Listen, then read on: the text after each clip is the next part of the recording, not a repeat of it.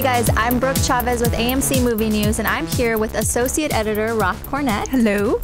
Roth, thanks for being with us. Yes. So we're excited today because Prometheus opens in AMC theaters everywhere. Nerds unite.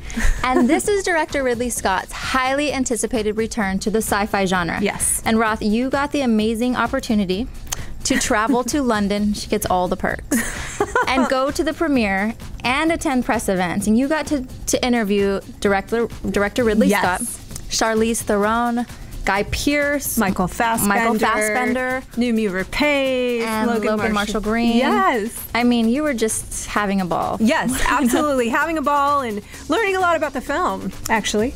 Nice. So tell me, what were some of the key things that you took away from this experience? You know, I would say I cannot say enough about the 3D in this movie. There's a lot of people out there that are 3D detractors. We may even know some of them. But this is absolutely stunning, gorgeous, meticulous use of the medium. And it is particularly amazing set against the locations and the practical sets that Ridley Scott took the time to build for this film. The second thing that I really learned was about his directorial style. He is incredibly focused, incredibly precise. He knows what he wants. He has a vision. He's able to communicate that vision. That's what Charlize Theron was drawn to in working with Ridley Scott. But at the same time, he gives the other artists involved in the film the freedom to shine and do their work. And with the actors, that meant things like Charlize Theron, you know, she took the script and she added 3 scenes, or, well, pardon me, she didn't add the scenes. Screenwriter Damon Lindelof did, but she sort of helped develop the character so she would be filled out a little bit, not just a villain. And then things like Michael Fassbender wanted to do things like play with a South African accent for a bit. He doesn't end up with that accent in the film, but Ridley Scott gave him the opportunity to do one take with that and then one take with the sort of clipped British accent that he ended up with. The character is so stunning that I say, whatever you did to allow that performance to develop, it worked.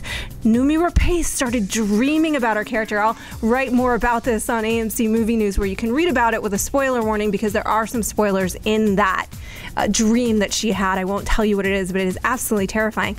And she also sort of added elements to the film herself. You know, she threw in scenes that she thought that would fill out the character.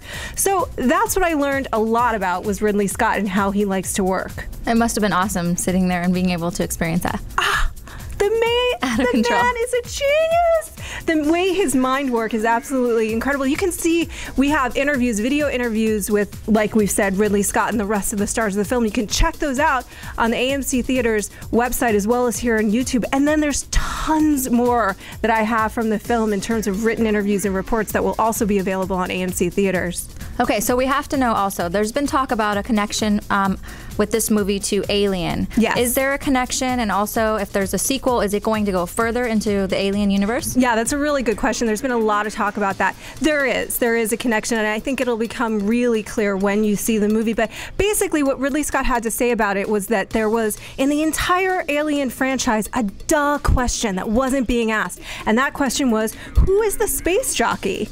Where did he come from?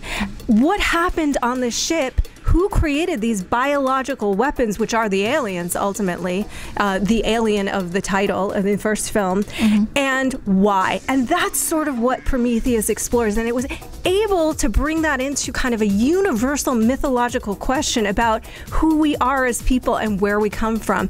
In terms of the sequel, they definitely have a plan for the sequel, but I would say that it's going to bridge further away from the original Alien franchise and into a world of Prometheus and explore further that question of who created these weapons, why, and where did we come from. That's what it's going to get into more with this cast. I won't say who, because that would be a spoiler. Interesting. So speaking of sequels, there's also been talk of a Blade Runner sequel. Yes. Now, did Ridley Scott say anything about that? Very, very, very exciting. Yes, and that's sort of going to be on the AMC website as well. He did. Okay. He said it's definitely in development. He's definitely moving forward with it.